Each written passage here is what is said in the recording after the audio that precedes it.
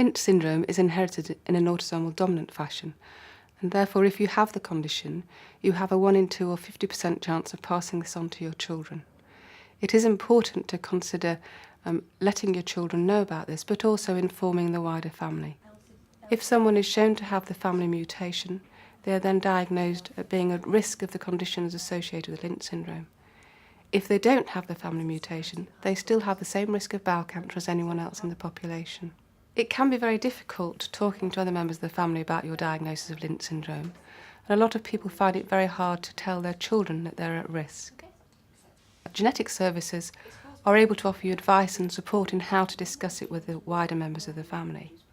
Your responsibility is to let members of the family know about your diagnosis and that genetic testing may be a possibility.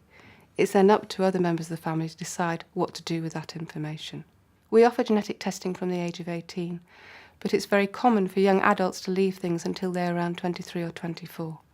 This is because colonoscopies, which is the examination of the large bowel, start from the age of 25, and it can be difficult knowing you have a gene change if you are not then actively entering into a screening programme. The genetic test itself is a blood sample from which we extract DNA, and we run that test alongside a control sample from a family member. A positive result diagnoses Lynch syndrome and confirms that an individual is at high risk of a number of malignancies. That individual then needs to enter a screening programme, which are colonoscopies if you're male from the age of 25, and female colonoscopies from 25, and hysteroscopies from the age of 35.